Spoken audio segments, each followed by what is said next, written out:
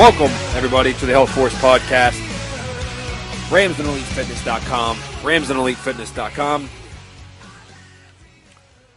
was cruising around on Facebook, some social in our social media pages the other day, and I saw some discussions taking place about high fructose corn syrup, and I figured that would be a fantastic item to address on our podcast. So here we are. Just a couple of individuals trying to figure out exactly what it is, debating a little bit, discussing a little bit, sharing information, what is it? How does it compare to table sugar? Is it worse? Is it better? So we're going to go ahead and take that topic and turn it into an entire podcast for you guys. You'll learn more about high fructose corn syrup than anybody else on the planet after listening to this episode. So without further ado, we're going to go ahead and start. We're going to start by getting into some definitions, and then we're going to start to work. We're going to start to work and do some theory and philosophy and figure out if this is something that is bad for our health. What are some strategies that we should employ, around high fructose corn syrup or sweeteners. And let's just go from there. See what happens. High fructose corn syrup, guess what? Wikipedia.org. That's right. First source of the day, Wikipedia.org. High fructose corn syrup is a sweetener made from cornstarch that has been processed to convert some of its glucose into fructose. High fructose corn syrup was first marketed in the early 1970s by the Clinton Corn Processing Company together with the Japanese Research Institute, where the enzyme was first discovered. As a sweetener, high fructose corn syrup is often compared to granulated sugar. Advantages of high fructose corn syrup over granulated sugar include being easier to handle and less expensive in some countries. However, there is also debate concerning whether high fructose corn syrup presents greater health risks than other sweeteners. Use of high fructose corn syrup peaked in the late 1990s. Apart from comparisons between high fructose corn syrup and table sugar, there is some evidence that the overconsumption of added sugar in any form, including high fructose corn syrup, is a major health problem. Consuming added sugars, especially in the form of soft drinks, is strongly linked to obesity. The World Health Organization has recommended that people limit their consumption of added sugars to 10% of calories, but experts say that typical consumption of empty calories in the United States is nearly twice that level. Well, that's a lot of information there. There's a lot of information there to digest, and I think it's a good start. It's going to provide some good context for us. I think it's oversimplification, of course. When you start talking about the complexity of obesity, and we touched on this last week in our podcast about the brain and food addiction and cravings. Obesity is not something that you point to one aspect, you point to one nutrient or one bad behavior and say, there it is, that's why we're obese. This is a very, very complicated issue.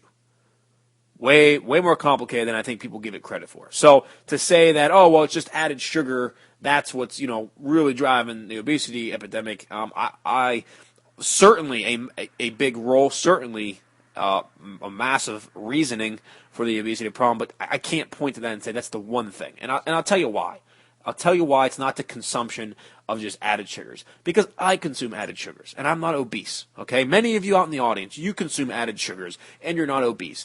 If we went with this philosophy of one nutrient is the blame for everything, if that's what we did, then any of us that consume these added sugars, these syrups, these sweeteners, then we would be overweight or have some reactions on the cellular level, and for most people, for a lot of us, it's not the case. For a lot of us, it's not the case.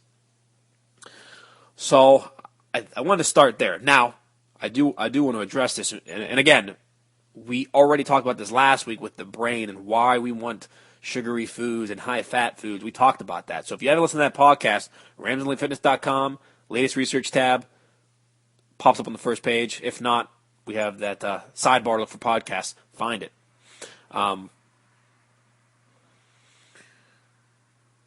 The best foods, the foods that are the most palatable, right? The things that taste very good or taste, that we find pleasing and enjoyable, they tend to be, not as great for us on the, when we look at nutrition.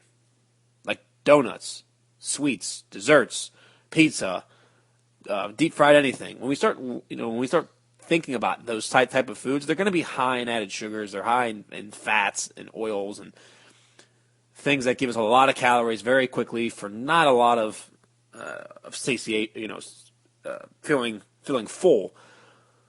So again, I would argue that that's part of the problem. And when people look at it and just say, well, look, we're having added sugars when we're obese, I think it's the other way around. I think we're consuming foods, we're just consuming too much food in general. And part of the reason is because these foods taste so damn good that we keep eating them. We don't stop eating.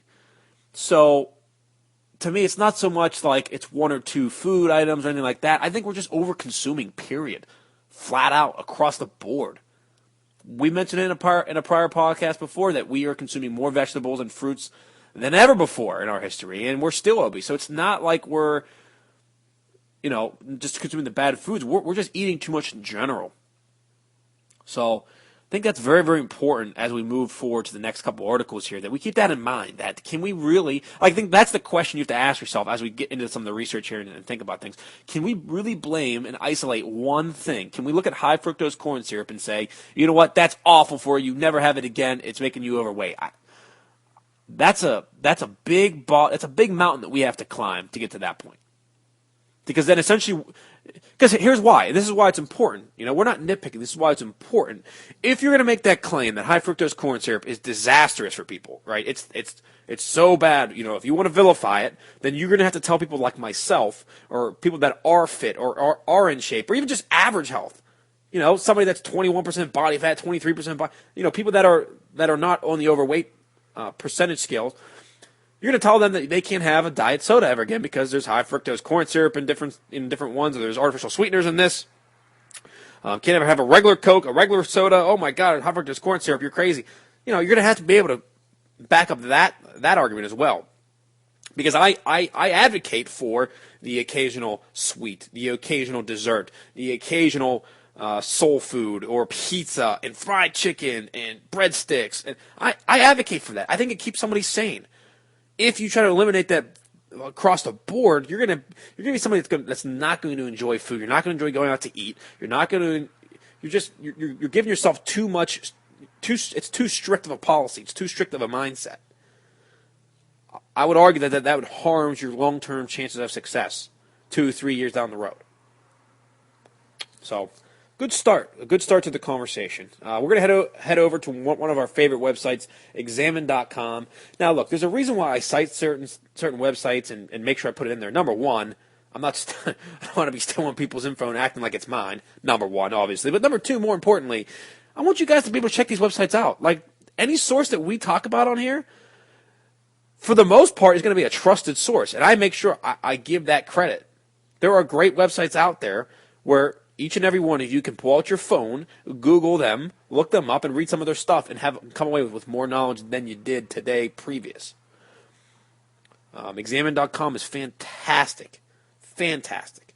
And this first article we're going to read is, what is the difference between high fructose corn syrup and sugar?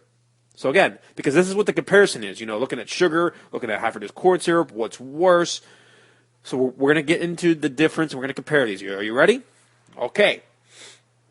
High fructose corn syrup is usually 55% fructose, 42% glucose. Table sugar is roughly 50-50, 50% fructose, 50% glucose.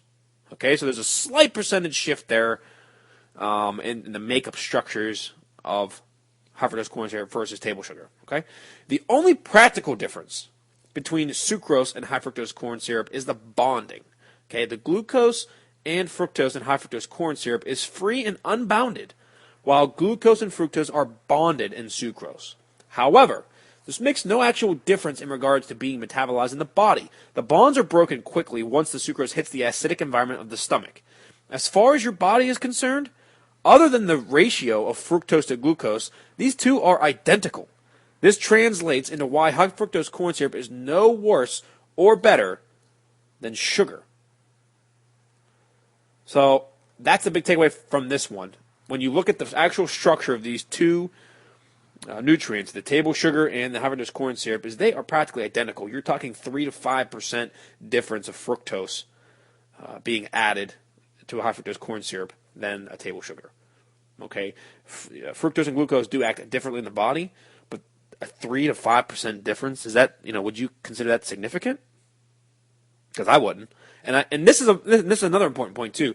We talk about how the body reacts to things. Like, I don't you know, it's a source of frustration for me because you often hear individuals trying to give information and they say, "Oh my God, we have to treat the alkaline of the stomach. There has to be a nice environment. The bacteria in there, oh, the gut." Like they talk about the human body as if it's not, as if it doesn't run like a machine, right? They act like it's so easy to manipulate. It's not. The body, look, even right here, if you take high fructose corn syrup and sucrose and put them both in the stomach acid completely breaks down the high fructose corn syrup and the bonds of the sucrose. They are going to be sitting in the stomach then exactly the same within a matter of seconds, right?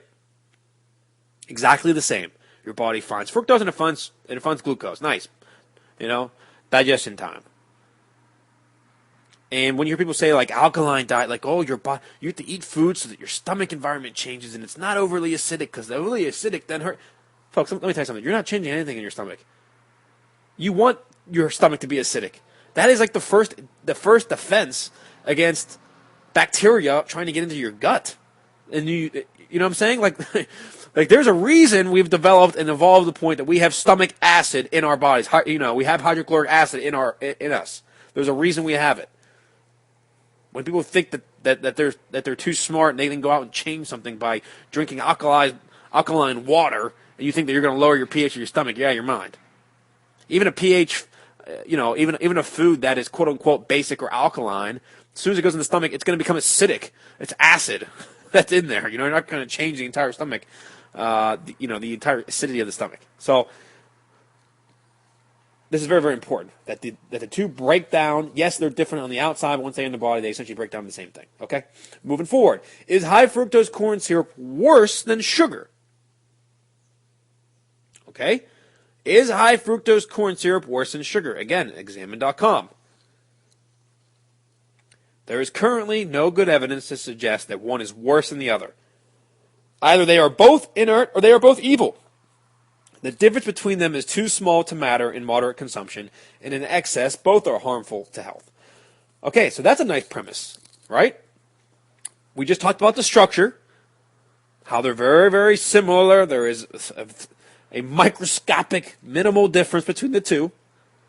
So if they are very, very similar, then we have to say that either they are both evil, they are both bad, they are both super damaging to health, or you say they are both tolerable. Okay? You can't really, they're not different enough that you separate them to complete two completely different things. So let's take that point of view for, moving forward here. Ready? High fructose corn syrup is a liquid blend of both glucose and fructose where both molecules float in solution rather than being bound to each other. It is commonly used in food products due to being cheap to produce and having a slightly sweeter perception than a similar dose of sucrose.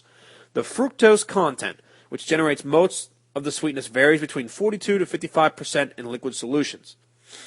Sucrose is known as a disaccharide, which means it's made up of two sugars, glucose and fructose. It is essentially glucose connected to fructose in a 1-to-1 ratio. Because of the ratio, sucrose can be seen as 50% glucose, 50% fructose. Due to the presence of the sucrase, which is an enzyme in the intestines, sucrose is broken apart into free glucose and fructose prior to intestinal absorption.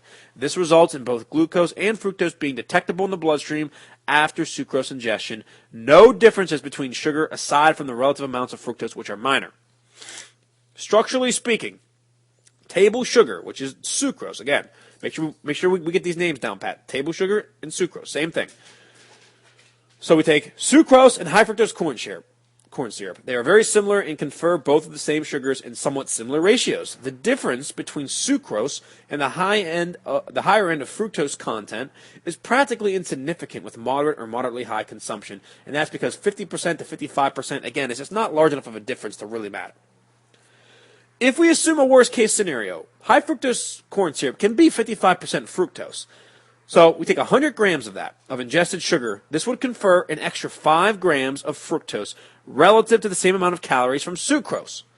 It appears that in practical situations, the extra fructose load is too insignificant to be practically relevant, and overconsumption of high fructose corn syrup to a degree where that fructose may become practical relevance is associated with overconsumption of sugar in general. quote, cannot see the forest for the trees, quote, phenomena exists when looking at the possible influence of the already small fructose difference, as ingesting enough high fructose corn syrup to make a practical difference results in sugar overconsumption, and sugar overconsumption per se would be obesogenic. So their main point is, look, there is practically no difference.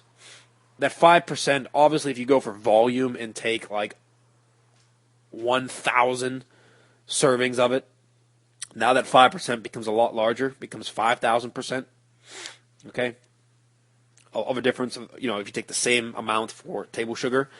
But at that point, talking 1,000 servings, it's not going to be the difference of fructose versus glucose. The problem is going to be that you're having 1,000 servings of sugar.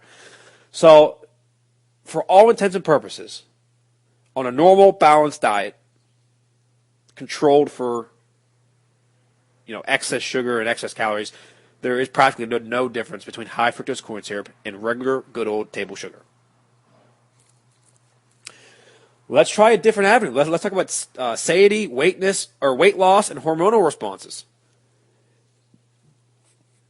Both sugar and high fructose corn syrup have been found to have the same effect on satiety and leptin, a major regulator of the feeling of fullness. This is due to the interactions with satiety differing between glucose and fructose.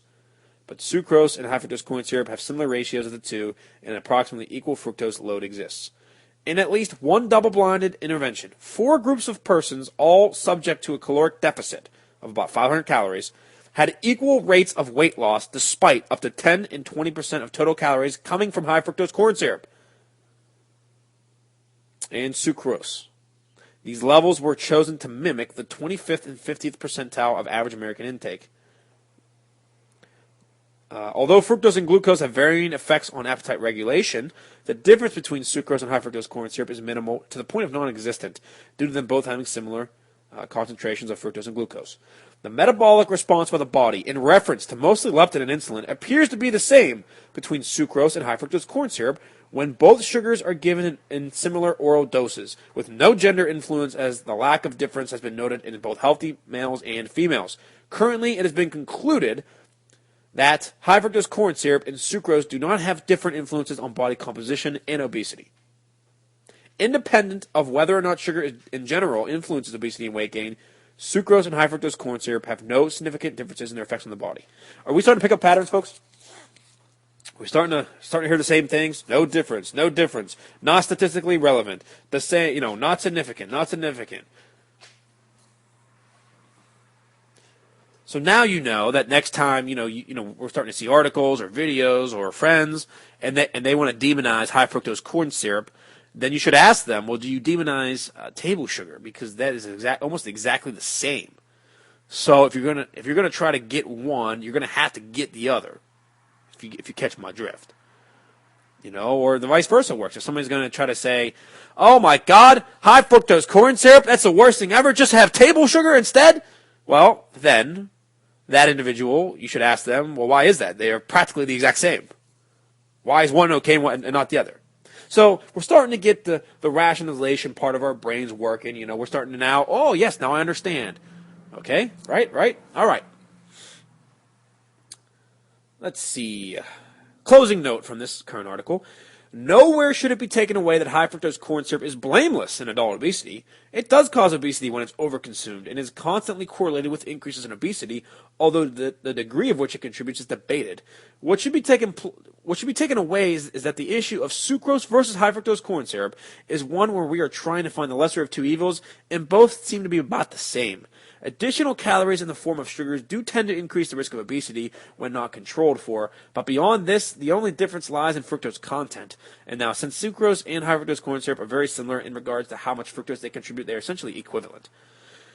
I think this is very important here when they're talking about the overconsumption of things, relating to obesity. Look, I'm not out to defend sugar. I don't care. I don't have some agenda like some of these other pseudo-experts that you like on Facebook and you follow their pages where they're telling you that one nutrient is to blame for all your problems. Look, they all have agendas. I don't care if it's gluten, GMO, artificial sweeteners, grains, peanuts, you name it. There's somebody out there for everything. They're out there telling you it's this one thing. And for the people that are out there telling you it's sugar or it's high fructose corn syrup, The bottom line, time and time and time again, is that it's an overconsumption of that food that is the problem. If people were to have one diet soda every 3 days, that would have zero impact on your fitness level. End of story. End of story. End of story. If you believe different, I would love for you. Please comment on our social media. Comment on this podcast. Go to our page. Email us. Find us. I'm happy to have a conversation with people.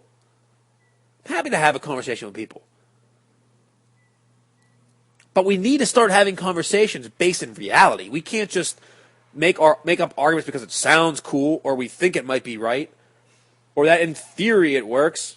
You know, there's a lot to health and fitness. It's not an easy subject. And I know the fitness industry oversimplifies it for people, and I know it they try to sell you different products and just come and do this I understand that, but that's mainly marketing gimmick stuff for money attention. That's practically that side of my industry. This side that we're discussing today about the cell structures and all, nobody's talking about that. Who the hell is talking about this? Nobody. Mostly because it undermines their entire reason for existence in this industry, because they're selling you something based on sugar is evil, GMOs are evil. Like, you know what I mean? Like people have their agendas. So look, overconsumption. You can overconsume steak if you really want it, and you can become overweight. If I went on an all-steak diet, and if I did not control for calories, and I had, 8 steaks a day or something, or had, 4,000 calories of steak every day, and if my physical activity level is not matching that, like if I'm sitting on the couch and doing nothing while on that diet, I'm going to gain weight. And it's not going to be like all muscle. It's going to be fat. My body will break down those proteins, those amino acids, convert them and store them, period. All right? So that's... it's an overconsumption thing. That's the problem. Overconsumption. I'm going to say that word a million times for the next 5 podcasts until this entire audience understands that the issue is overconsumption. That's one of the biggest factors for obesity. It's multifactorial, but that is one of the biggest ones. Overconsumption, you can start talking no activity, no physical activity, especially during the work day, like, this activity in like your everyday life sort of thing. People aren't moving anymore. So the only activity you really get is planned activity when you actually go to the gym. And most of us aren't consistent at it. We don't go. I wish it was one thing like sugar. Then we just take sugar out. We, ban it. Done. Nice. Everybody's in shape now. Everybody's got a 6-pack. It's just not true. Fructose versus glucose versus high fructose corn syrup. Fight. All right? Examine.com. Another article is going to compare fructose, glucose, and high fructose corn syrup.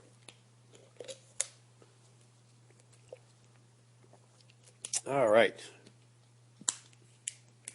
Consumption of sugar-sweetened beverages has been associated with the increased risk of heart disease, type 2 diabetes, and metabolic syndrome. Now, again, I'll stop. Hold on. Because, you're starting to see the same things over and over again. So, right, there's an association with drinking things like sugar and soda, and then having health problems. Well, that's because most people that consume these in excess are doing other things in excess, like pizza and fast food and donuts and sweet. It's habits. Habits. That's the crux of the issue. It's not one thing or one little action you do every day. It's things over time, things that build up. Bad habits that, you times that for 12 months, do the bad habit every week or every day for 12 months. Now you've got 52 weeks of a bad habit. That adds up. And then you take that, times it by 10 years of your life. And if you haven't lived healthy, you know what that means. That's 10 years of unhealthiness adding up. That's where we should head with this conversation, okay? It's not just one or two things. So, yes, a lot of things have associations. Things have correlations. Got it. I hear you. But that's still a lot of that revolves back to the type of person that is over-consuming food items. For an individual that tends to be obese, right? As just a quick example, they're over-consuming food, okay, and underperforming in terms of exercise. It just happens that the types of food that they overconsume are also highly palatable. There's a nice relationship there between the way your brain works, your body works. It knows how many calories are in certain foods. So we're over-consuming foods that rack up calories quickly. That's why obesity, people that are obese, that's what tends to happen. They consume foods, but the foods super high calories, super high sugar, super high fat, and it's almost like a chicken and the egg thing, right? You could debate that all day.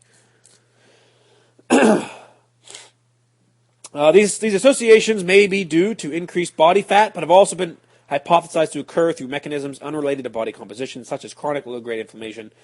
Table sugar is a disaccharide made up of equal parts glucose and fructose. High fructose corn syrup is just slightly different in composition compared to sugar, containing 55% fructose, 41% glucose, and 4% of other saccharides. It's been theorized that the fructose component may be disproportionately responsible for the associations seen between sugar-sweetened beverages, the intake, and risk factors for like inflammation, blood lipid values, and insulin sensitivity. Metabolic comparisons to alcohol consumption have also been made. And, this kind of gets into the leaky gut, systematic inflammation, fat cell inflammation, and then you get disease, right? And that's a pathway you hear about quite often from people. There are multiple mechanisms to explain why fructose might be more problematic compared to the consumption of an equivalent amount of glucose, some of which are going to be summarized in Figure 1. Studies in mice suggested the consumption of fructose can trigger inflammation, blah, blah, blah. It's not that important. To further examine the links between types of carbohydrate consumed and the effects on inflammation and intestinal permeability, researchers set out to compare the effects of consuming beverages sweetened with fructose, high fructose corn syrup, or glucose for 8 days. Study warranted interest for a number of reasons. What were the findings? No changes were seen on markers of inflammation between groups. So I do want to back up for 1 second. Let's get into kind of how they did this. It's a double-blind, randomized crossover study. 24 participants separated into two groups. All participants were screened for fructose malabsorption, things like that, during 3 different 8-day periods, and there were 20 days of separation between each period. Participants consumed 25% of their estimated daily calorie needs from a beverage sweetened with either fructose, high fructose corn syrup, or glucose. To match the taste, artificial sweetener was included in the glucose and the high fructose corn syrup beverages. Participants were also provided with 125% of their estimated calorie needs as a standardized diet that they were allowed to consume as desired, and return any food that was not eaten. So in total, participants were provided with 150% of their daily energy needs as calculated with a formula. Markers of systematic inflammation were assessed via fasting plasma levels of C-reactive protein and IL-6, along with fasting plasma, urinary measures, etc., etc. Adipose tissue inflammation was also studied. Gene expressions, blah, blah, blah. A subset of the participants also agreed to have a biopsy taken from their abdominal subcutaneous fat for further study. So here we go. The findings of all this. No changes were seen on markers of inflammation, and that would be the CRP and the IL-6, between groups, either during the intervention periods or during the washout period between interventions. Furthermore, no changes were observed. Skipping ahead here, researchers conducted a secondary analysis by separating participants by body fat levels and also found no impact of the diets on any markers of inflammation. Statistically significant differences were observed in the high fructose corn syrup group being the lowest, but all groups were within normal range, well below numbers seen in conditions associated with intestinal permeability. So, again, this kind of shoots the leaky gut or the this body inflammatory thing. It kind of shoots that down. That there's not a difference between these three: fructose, glucose, high fructose corn syrup.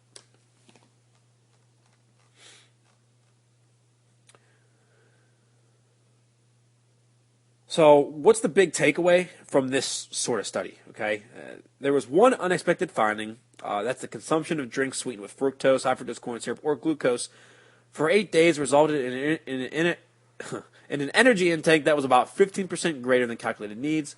But the groups didn't really affect measures of systematic inflammation, intestinal permeability, or adipose tissue inflammation in normal weight to obese adults. There are a number of strengths and limitations of the study. So pretty much it's not proving one thing or another. So there's that one. One more to go. Is sugar more filling than high fructose corn syrup? Answer is no. There's no differences in leptin or satiety have been found between the two. So, now that we've kind of gone through all of that information, a very, very heavy day, 4 or 5 articles there, comparing the structures, comparing even a study that we threw in, comparing markers of inflammation or leaky gut. And what's the big takeaway? Well, the big takeaway is that high fructose corn syrup is essentially sugar, period. There we go. Nice. Wrapped up. So don't let people fear-monger you about certain things. Oh, my God, that has high fructose corn syrup in it. What do you do? No. It's very, very comparable to sugar. If you're going to demonize one, you got to demonize them all. And by the way, a lot of them do, and still do so incorrectly. We've talked about it today. Overconsumption is the elephant in the room. It's not one nutrient. And I think the further we can get away from that, the blame game, I can't stand. I really can't. And you can tell right now how worked up I can get about this topic. I can't stand it because every time somebody does that, there are individuals out there, thousands upon tens of thousands, hundreds of thousands upon millions of people that enjoy that specific nutrient, that read that stupid book or that dumb article or the video that you make thinking you're so smart. Then that person says, oh my God, I can't have that. No wonder I'm not. They stop. They torture themselves of denying themselves food that they want or that they enjoy. Go on a rigorous, strict diet. May or may not experience results. Oh, but there's a big word here. Short term. Short term. They eventually say, screw this. This sucks. I'm not a rabbit. I don't like eating asparagus and chicken every night for dinner. Every once in a while, I'd like lasagna, or I'd like a dessert, and then they do the opposite. Because they've been strict for so long, as soon as they get back into tasting foods they like, it's overboard now. Now, they're all in. Screw it, that's it. Fall off the wagon completely, lose any and all good habits that they may have formed on a strict diet, and now, over-consuming by the boatload, and are now overweight and obese, and have the health risk factors introduced in their life. So yeah, I get upset, and yes, I think it is a bunch of crap that people want to get out there and give out false information, whether that's willingly or not, by the way. I don't even care anymore at this point. We're living in 2017, damn it. Look up, there's a thing called the internet. Oh, I didn't know. I didn't know that high fructose corn syrup was the same as sugar. I keep on telling people. I don't care. Save yourself for somebody else. Damn internet. Do some damn hard work for once. Nobody wants to work hard. Nobody wants to actually look at things and look at it as hard work. It's got to be easy. Oh, we got to blame something. Oh, it's just this. Oh, just cut that out. I'm sick of it. I really am. Absolutely disgusting. It's every day. I kid you not. Every day I find something on our social media page that I'll scroll through and I'll see an article that comes up, a sponsored ad or a video, claiming that, oh, this is the new. I'm over it. I really am, and it's not going to do us. It's not going to do us any good. The other thing that's going to happen is that people will spend money on things because it's marketing. That's what happens. People will fall for it. They'll spend money. We'll spend more money than ever. Problem is, it's not going to go away because it's not being addressed. It's not being addressed. I can't tell you the last time I've watched a Facebook ad where somebody came on and said, "Oh, do you want to know what's causing you to be overweight? It's an overconsumption of food and not exercising enough." I can't tell you the last time I saw that. Instead, we're inundated with things like, oh, sugar, it's fat. People go on and on and on about their one or two things that they want to blame. That's the end of it. Or drink this one or two thing, and that fixes everything. Look, fitness is really, really hard. Period. It is. It's just hard. All around hard. It's not easy. Not easy for anybody. If it was easy, we'd all have six-packs. We'd all be at the beach all day with no shirt on. We might be in a society with no clothes. But it's not. It's just super hard. And since we're pushing this envelope that it's easier. It's easy to get results. Just do this. And because people do try it out. And all that really happens on these special diets, by the way, folks, if you're one that's bought a book or bought a supplement or whatever, all that really happens is they make you eat less calories than you've been eating. And if you do any sort of exercise, even if it's just something at home, you're going to experience weight loss. Your body composition will probably look the same. You'll just be a smaller version of yourself, but it's not going to change muscle mass. You're not going to get lean. You'll still look like an overweight person. You'll just be smaller. So you think it works. So you double down on it, like, oh, this is the best thing ever. This is great. Mentally, that shift alone, that mental shift is damaging. The mental shift, that's hard. It's hard to go in on something and then now to come back out of the clouds and look at things with a rational point of view. It's really hard to do that. So you experience the short-term results. You buy in, full all in. Eventually you plateau or you stop because you want pizza one day for your kid's 7th birthday party. So you have a slice or two.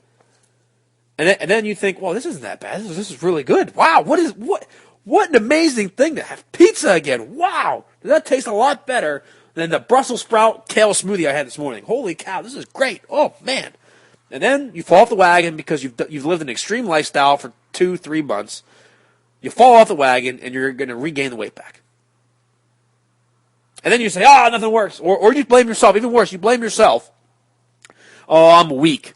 I couldn't resist. I went back to the pizza diet. Oh, I could not stave off that one. I couldn't stave off sugar. It got me again. I'm addicted. Like, that's what happens. Then we get people who beat themselves up when they really shouldn't in the first place. So again, I implore everybody listening, think long term. Play the long game. Enough of the 30 days, enough of the 60-day stuff, enough of it. Enough of going to the extreme and cutting out everything that's enjoyable in your life. Enough. Instead, play the 6-month game, the 12-month, the 24, the 48-month game. Be the best self you can be in the long term. Commit to some sort of change that's going to give you results. But it's not extreme that it takes away the joy of life, the pleasure out of eating. You don't got to do any of that stuff. We see it all the time, first-hand basis. Clients that go through it. Family, friends. We all know somebody. RamseyFitness.com is the website. Check out our social media. We are killing it right now on Instagram, by the way, folks. Ramsey Fitness on Instagram. Snapchat, RamsdenF. Our email address, ramsdenfitness@gmail.com. Hit us up with your comments, questions, all of it. I've been loving it. I really like to help people. I like to get immersed in the discussions. So you can go to our Facebook page, comment on the podcast, leave your experience about high fructose corn syrup, sugar, et cetera, what you thought of, the things we talked about today. Let's get after it a little bit. Let's have meaningful discussions. Let's talk positivity. Let's talk long-term goals. That's what works anyways. So we'll see you all next week on the HealthForce podcast. Thank you for listening this week.